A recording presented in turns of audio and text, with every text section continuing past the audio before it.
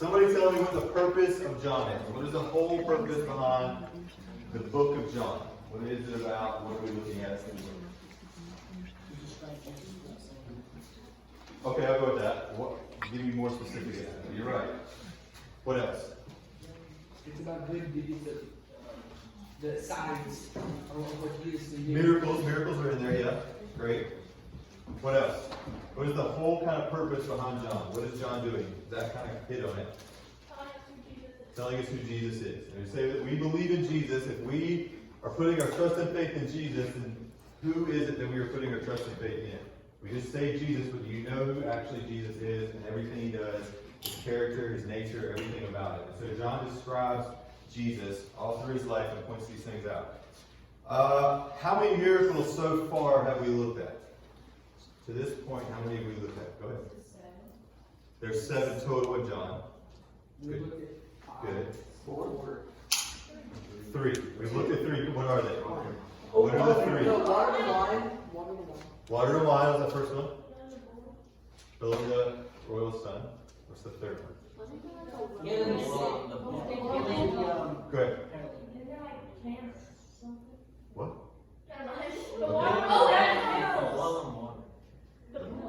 The world. Go ahead.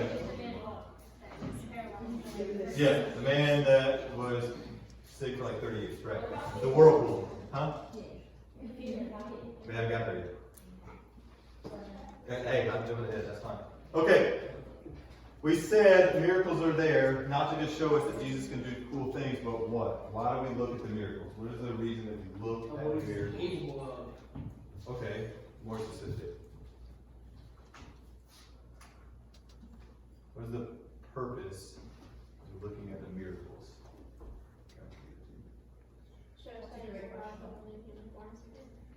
I didn't hear it.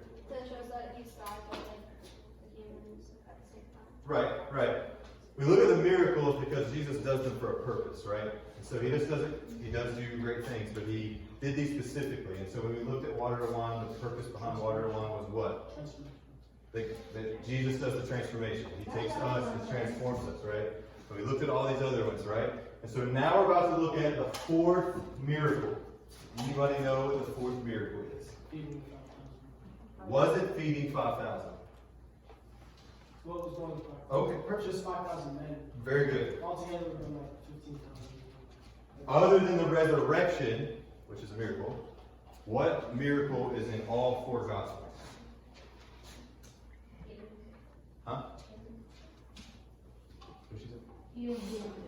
No. Other than the resurrection, what miracle appears in all 4 Gospels? Zach, you're on fire. It was feeding of the 5,000. It was really hard to feed us. All right, so we're going to look at the feeding of the multitude. We'll go with multitude because it's more than 5,000. Anyway, here's why. So I need somebody to read John chapter 6, 1 through 13 is what we're going to look at today. John chapter 6, 1 through 13. 1 through 13. Everybody get there. Everybody get there. John chapter 6, 1 through 13. Go ahead. Sometime after this, Jesus crossed the far shore of the Sea of Galilee, that is the Sea of Tiberias. And a great crowd of people followed him because they saw the signs he had performed by healing the sick. Then Jesus went up on a mountainside and sat down with his disciples. The Jewish Passover festival was near. When Jesus looked up and saw a great crowd coming toward him, he said to Philip, "Where shall we buy bread for these people to eat?" He asked this only to test him, for he already had in mind what he was going to do. Philip answered him, "It would take more than a half a year's wages to buy enough bread for each one to have a bite." Another one of his disciples, Andrew, Simon Peter's brother, spoke up, "Here is a boy with 5 small barley loaves and 2 small fish. But how far will they go among so many?" Jesus said, "Have the people sit down." There was plenty of grass in the place, so they sat down. About 5,000 men were there. Jesus then took the loaves, gave thanks, and distributed to those who received it as much as they wanted. He did the same with the fish. When they had all had enough to eat, he said to his disciples, "Gather the pieces that are left over. Let nothing be wasted." So they gathered them and filled 12 baskets with the pieces of the 5 barley loaves left over by those who had eaten. Okay. So the first 7 verses, you see that Jesus crosses the Sea of Galilee, and he gets out, and he's surrounded by people. Like there's a bunch of people around him. Do we know why there's a bunch of people around him? He just got out of the boat, he's with his disciples, there's a bunch of people around him. Do we know why? Huh? Correct. Avery didn't just know that, she just read it. It's in scripture right in front of you, just read it. This is why we read it. So they had seen and they had heard about Jesus doing all these miracles and all these great things. He had healed people. And so they had come to see Jesus, right? They had come to see what all the hype was about to talk, all this other things. And so here's Jesus getting out of the boat after he crossed the Sea of Galilee with the disciples and all these people around. And so then Jesus takes the disciples and they walk up on this mountain. So I don't want you to think that he walked up on Mount Everest. Where this is at, it's like this plateau. I don't know if you've ever seen pictures of cool landscape, but it's basically there's a beach and then they walk up and there's this plateau that kind of overlooks the sea. And so that's what it says. He walks up there, and so he walks up onto this plateau and he's up there with his disciples and he sits down and he sees the multitude of people. When he looks out, there's all these people and it says that there were 5,000 men. And that was just the men. And so there was children and there was women there. And so when you think about it, there was 10 to 20,000 people that have gathered around just to see Jesus. And so he looks at him and he's like, oh wow, I want to feed these people. And so he looks at Philip and says, Philip, what would it take to feed all these people? And so who is Philip? Does anyone know who Philip is? Really tough. One of the disciples. And so if you had to pick a disciple and you'd ask them a question, would you pick Philip? You would probably pick one of the ones you've heard about 1,000 times. You don't really hear about Philip. So why did he pick Philip? Why do you think he asked Philip of all people? He was testing, but why Philip? Why didn't he test any of the others? If you look into it and you read before, you know that Philip was from a place that starts with the letter B. I'm not going to try to say it. And that's where they were. And so Philip was from this area. And so he's asking Philip, you know the area, you know what's around, you know how things are. What would it take for us to be able to feed all these people? And so Philip does what Philip does. He's logistical. He starts looking and counting and trying to figure all these things out. And then thinking, okay, how far do I have to go to get all this stuff? And he's saying 200 denarii would be able to feed them maybe just a little.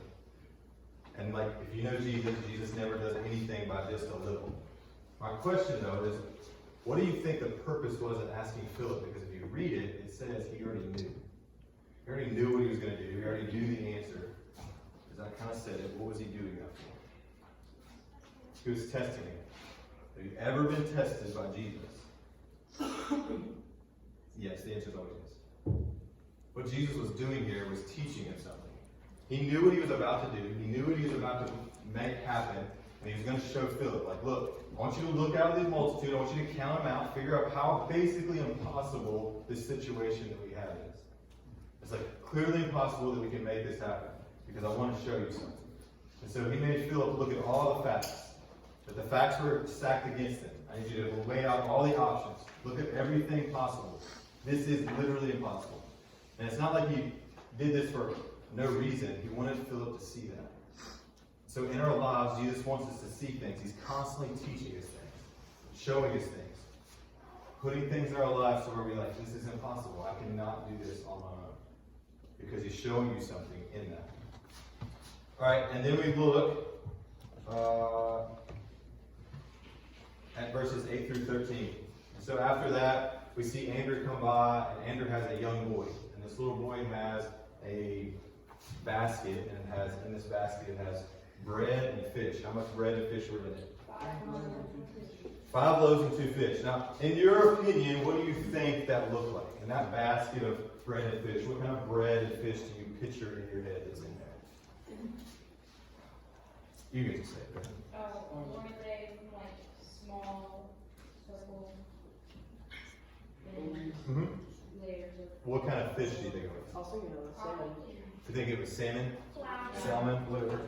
Salmon's better.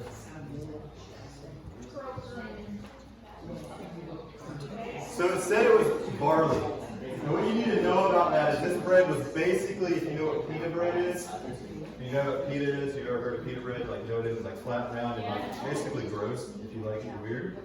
But anyway, That was basically the bread they had. It was basically poor people bread. That was the bare minimum, the lowest you could get. This was the cheapest bread you could get. And the 2 fish. And the 2 fish, they basically were said were carried.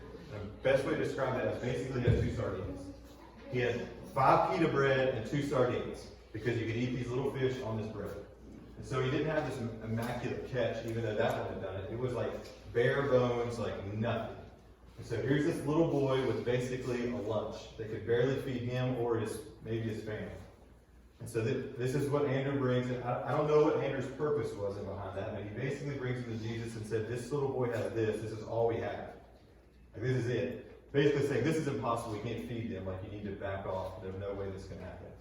And so Jesus takes it, and because the little boy offers this up, and the little takes the food, and the thing that Jesus does, he gives thanks for what he was given. The thing that he was given, he gives thanks for. He wasn't disgruntled. He was like, this is all you gave me. Any of that. He goes and gives thanks for that. And then he tells the disciples to say, have them all sit down in the grass. Just go have them all sit down in the groups, wherever they're at. Just have them sit down. And he takes the small amount of basically pita bread and fish. Yeah, she's sort of making it over.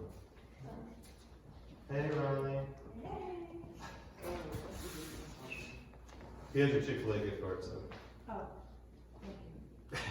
Okay, so he has his bread, he has his fish, and so he says to the disciples, I want you to go and tell them to sit down in the grass, right? And so when he does that, he gives thanks, and then he takes the bread, and he proceeds to give them these, like, basically plates of bread and fish. And they take that to these groups of people, and he keeps doing it over and over. And so he takes what he has, and keeps multiplying it to the disciples. And I want you to think, like, okay, wow, I've heard this story 1,000 times, but I really want you to look that there's 3 things that come out of this story. First of all, what is the purpose behind the miracle? We talked about the miracles. We've looked at that 1,000 times, but what is the purpose behind this one? So before we look through it, I want your thoughts. I mean, what do you think the purpose is behind the feeding of the multitude? Okay. That's a good answer. Being thankful for what you get. There was a little bit of it, and God still was thankful, or Jesus was still thankful for that. So thankful for what you would have provided. Okay. What else do you think the purpose behind this miracle is? We looked at all of them. Is it on purpose? Why is he showing us this one? No matter how impossible it is, Jesus. That's really good. No matter how impossible a situation may be, Jesus can still do it, right? Anybody else? Have a guess? He can help everyone. Okay. He can have a limit. Very good. That's good. Like, you can take like a small, maybe you can do like a small percentage of great things with it. Take a small amount of great things with it. No, I like that. That's good. Is it similar to the story with the Samaritan woman as well? Like, it said everyone drinks from this water, and never be thirsty again. Is that kind of the same as the food here? I mean, no, I see where you're going with that. That's good. I think there's more into it, but yeah, I like where you're going with that. Anybody else? Anybody else why they have a clue of when they read this, like, okay, there's a miracle. What is Jesus trying to show us here? Or is everybody just ignoring what she said? Okay, good, Matthew? Okay. Everybody agree with what's already been said? Nobody has anything better? So what I'm about to say is going to be your disagree. I gotta wait for you to say it. Alright. Few things I want you to grasp from this. Is one is kind of talked about with Philip. Jesus is always teaching us. And everything that we do, that Jesus is always teaching us something. We may not see it, we may not experience it in the moment, but everything that you're doing, Jesus is teaching you. When you read God's word, you think, yeah, that's Jesus is teaching you. But then when you go to school, when you interact with someone, when you go to Walmart, you interact with someone, when you struggle with your parents, when the world hits you, Jesus is still teaching you something. He's always showing you something and teaching you something. The question is, are you listening to what he's trying to show you? Are you seeking after him, or are you seeking after yourself? Because he is always communicating with you and teaching you something. The other thing is, Jesus chose to use us. When you think of the miracle, and you see all this happen, and he says to the disciples, bring the fish, bring the bread, does all this stuff and he multiplies it, right? This is Jesus we're talking about. He could have literally just snapped his fingers and made a buffet and told them to come eat. But instead, what did he do? He chose to use the disciples for this miracle. Because he didn't have any interaction with those people. The disciples did. Who did all the work? It was Jesus. Jesus did all of that work. He did it all. And then he chose to use the disciples for that. And so the disciples get to be the ones that carry this bread to this group of people. And so when he carries this bread to this group of people and this fish, it was more than they could eat. Because there was leftovers, right? It says that they had 12 baskets of fragments of food left over. And so when the disciples show up with all this food, that they seemed like it was impossible. Like there was no food anywhere, and all of a sudden this keeps coming. What do you think that conversation was like between some of these disciples and these people? How did this happen? Where did this come from? The disciples get this opportunity to point to Jesus. Jesus uses them. He chooses to use them for his glory. Does the same thing with you. He chooses to use you guys to reach the world. Like we are plan A through Z. We're the only plan. Is to use you guys. We are the plan. And so he chooses to use us. Does he need us? No. He doesn't need us to do any of it, but he chooses to use us. He does all the work, and we get to be used by him. And so his door gets blasted open when the disciples, all they did in their actions. It wasn't even in their work. They didn't have to say a single thing. They just showed up with all this food, and then here's the opportunity for them to tell them about Jesus. Through actions, through the way they live their life. There was a guy that I know that was talking about church planting stuff, and he said that in the 6 months before you leave and the 6 months after, for people that were like leaving and moving and changing jobs, you have the biggest opportunity to talk about Jesus. And why is that? Because we always look for opportunities, like how am I going to say it to somebody? When you're about to leave your job, or you're about to move away, or whatever is going to happen, people start asking questions. And as soon as they ask that question, the door is open. Well, why are you doing it? Well, let me tell you about Jesus and why I'm doing this. And then the 6 months after you move, you're like, well, how did you get here? Why did you move here? Doors wide open. There's always these doors. And so living your life the way that God has called you to live your life is going to cause doors to be open for you to share Jesus. You don't have to force it. You don't have to do that. Just live your life the way that God has called you to live your life. And watch what happens. God's going to tell you to live a certain way, act a certain way. When you do that, people ask questions. And when they ask those questions, there's the door. You don't even have to force it. You don't have to walk up to somebody like, hey, you know Jesus? Let me scarf that down your throat. Because that's always everybody's biggest fear. I don't want to scarf Jesus down somebody's throat, or religion, or whatever else. If you live the way that God has called you to live, people will ask questions because it's different. Showing up with a plate full of fish and food that never came from anywhere is going to cause people to ask questions. And when they do, let me tell you about Jesus. So Jesus chooses to use us. And when we look at this miracle, Jesus chose to use the disciples to reach a multitude of people. And this seems small miracle, he reached so many in a small amount of time. Right?